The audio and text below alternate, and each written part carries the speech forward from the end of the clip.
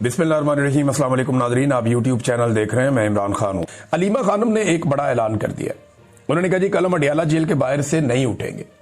अगर नोटिफिकेशन ना हुआ मंगल के दिन तक तो इमरान खान साहब की मुलाकात मुश्किल है, और अगर इमरान खान साहब की मुलाकात ना करवाई गई तो वहां पे पंगा पड़ जाएगा। खैबर पख्तूनख्वा से लोग कह रहे हैं जी हम रस्ते बंद कर देंगे, और उनकी हुकूमत इसके अंदर शामिल है। वो कह रहे हैं जी हम रस्ते बंद करेंगे, और सारे के सारे एमपीएस, एमएनए और सेनेटर्स और टिकट होल्डर्स उन सबको लेकर ये अडियाला जेल के बाहर पहुंचने वाले हैं। वहां पे बड़ा एहतजाज होगा। अलीमा खानम कहती है कि जब तक इमरान खान से मुलाकात हमारी नहीं होगी अब हम वहां से नहीं उठेंगे।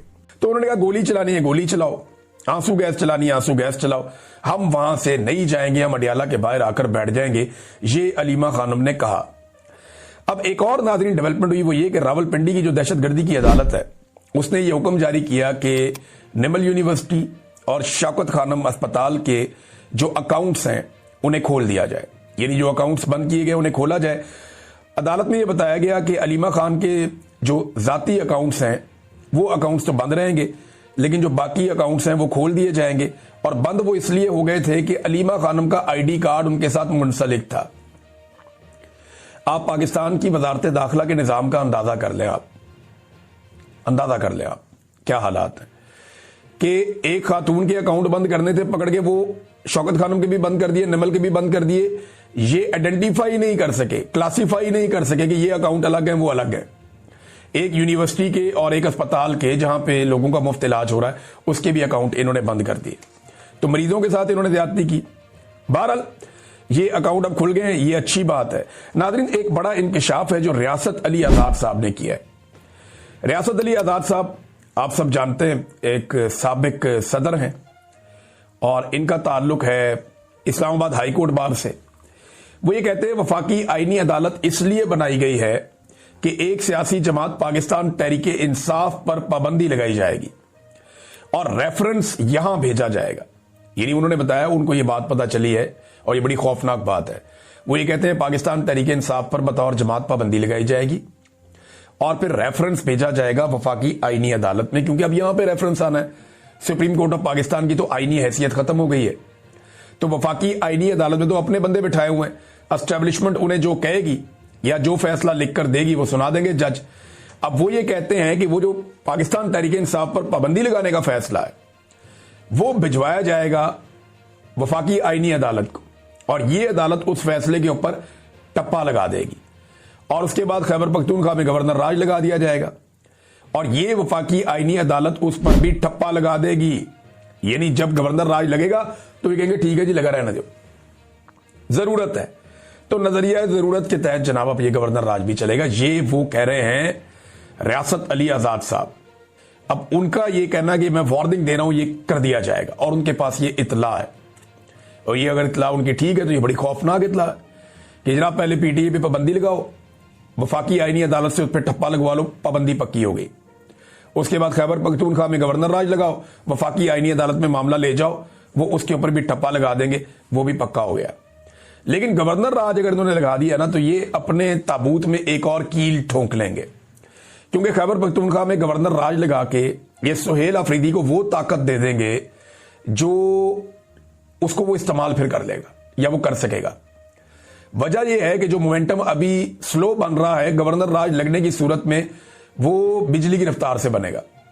मुझे अच्छी तरह याद है कि पंजाब में ना मोमेंटम नहीं बनता था वकला तहरीक में, लेकिन जैसे ही पीपल्स पार्टी की हुकूमत ने पंजाब में गवर्नर राज लगाकर सलमान तासीर को इक्तदार दे दिया, उसको सौंप दिया। मरहूम सलमान तासीर हमें याद है अच्छी तरह, तो सलमान तासीर को इक्तदार दे दिया तो शरीफ खानदान फारग हो गया, तो उसके बाद बड़ा जबरदस्त मोमेंटम बन गया, अवाम भी खड़ी हो गई। तो इसी तरह अवाम खड़ी हो जाएगी खैबर पख्तूनख्वा में अगर कोई मेहरबानी कर दे और गवर्नर राज लगा दे खैबर पख्तूनख्वा में। मुझे नहीं लगता कि एस्टेब्लिशमेंट इतनी बड़ी गलती करेगी, लेकिन इनका पता भी कोई नहीं है, एक पागलपन का ये शिकार तो है। एक और खबर है नादरी, और ये खबर है जस्टिस सुल्तान तनवीर साहब, ये लाहौर हाई कोर्ट के जज हैं, और हसन नियाज़ी साहब ने एक दरखास्त कर रखी है, अपील कर रखी है लाहौर हाई कोर्ट में, इमरान खान साहब के भांजे हैं। इनकी दरखास्त यह है कि जनाब जो मिलिट्री कस्टडी में इनको रखा गया और जो कोर्ट मार्शल की कार्रवाई इनके खिलाफ की गई वो गैर कानूनी और गैर आईनी है, लिहाजा उसके खिलाफ ये अपील में गए हुए हैं हाई कोर्ट में और इनको वहां से रिहाई मिलनी है। तो इनका एक बेंच पहले बना था, वो बेंच टूट गया। अब जब दोबारा बेंच बना उसमें जस्टिस सुल्तान तनवीर जो हैं वो बेंच के सरबराह थे, 2 रुकनी बेंच। अब ये बेंच भी टूट गया क्योंकि जज साहब ने समाज से इनकार कर दिया, उन्होंने माजरत कर दी, उन्होंने कहा मैं नहीं सुनता। आप अंदाजा करें कि जजेस के ऊपर कितना दबाव है कि जजेस हसन न्याजी का केस नहीं सुन पा रहे। पहले एक जज के पास जाता है वो कहता है मैं नहीं सुनता, दूसरे के पास जाता है वो कहता है मैं नहीं सुनता। ये निजाम किस हद तक नंगा हो चुका है। अब एक और बेंच बनेगा, ये केस वहां पे जाएगा। तो मेरे ख्याल में अब जस्टिस आलिया नीलम साहिबा को कोई ऐसा बेंच बनाना चाहिए जो टूटे ना और मन मर्जी का फैसला दे दे।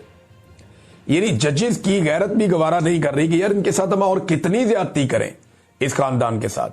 और देखें, मिलिट्री कोर्ट को जो भी जज जस्टिफाई करेगा वो मुनसफ होने का हक अदा नहीं करेगा, उसके ऊपर हमेशा ये दाग और धब्बा लगा रहेगा। पाकिस्तान की आईनी अदालत के ऊपर ये दाग लगा हुआ है, वो जो मर्जी करे ये दाग धुलना नहीं है। कि आसिम मुनीर साहब को पूरा यकीन है कि इमरान खान वापस आ रहा है, उन्होंने सब कुछ करके देख लिया, लेकिन फील्ड मार्शल आसिम मुनीर को पूरा यकीन है, जैसे दिन की रोशनी में आपको दिन का यकीन होता है ना, ऐसे आसिम मुनीर साहब को पूरा यकीन है कि वो इमरान खान का रास्ता नहीं रोक पाएंगे। उन्हें पता है कि इमरान खान का रास्ता रोकना नामुमकिन है, इमरान खान वापस आएगा और इसी बात का उन्हें खौफ है।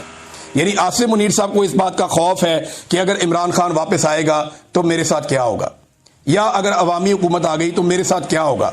ये जो खौफ है ना, ये जीने नहीं देता, ये खौफ इंसान को सांस नहीं लेने देता, ये खौफ आपको ज़हनी तौर पे इंतशार का शिकार कर देता है, परेशानी का शिकार कर देता है। अपने उस खौफ से बचने के लिए आसिम मुनीर साहब ने अपने इर्द गिर्द आईन की एक दीवार खड़ी की है। ये सारे कार्ड इमरान खान के खिलाफ भी इस्तेमाल किए। कुछ अर्सा पहले जब इमरान खान साहब को गोलियां लगी तो एक मजहबी जनूनी ने मारी, लेकिन उससे पहले PMLN ने एक भरपूर प्रोपेगेंडा किया और तौहीन तक के इल्जामात, तौहीन मजहब के इल्जामात इमरान खान साहब पे लगा दिए। हत्ता के पाकिस्तान के नेशनल टेलीविजन के ऊपर वो चीजें चलाई गई। एक भरपूर कंपेन इमरान खान के खिलाफ लॉन्च की गई, जिसमें कुछ बदकिस्मती से सहाफियों को भी हिस्सा बनाया गया और फिर इमरान खान साहब को गोलियां मारी गई। ये वो वाहिद आदमी है जो बच गया है। मैं एक बात आपको बताता हूं, आज तक पाकिस्तान में जिसको भी मारने का फैसला किया गया वो मर गया। कायदे आज़म मोहम्मद अली जिन्ना वो जांबर नहीं हो सके, फातिमा जिन्ना वो भी इसी रास्ते में मारी गई, लियाकत अली खान वो भी मारे गए, जुल्फिकार दी भुट्टो वो भी मारे गए, बेनजीर पर हमला हुआ वो भी मारी गई, ज़ियाउल हक पर हमला हुआ वो भी मारा गया। इमरान खान वाहिद आदमी है जिस पर हमला हुआ, उसका खून बह गया, लेकिन वो बच गया। यहां मामला आकर फंस गया। अब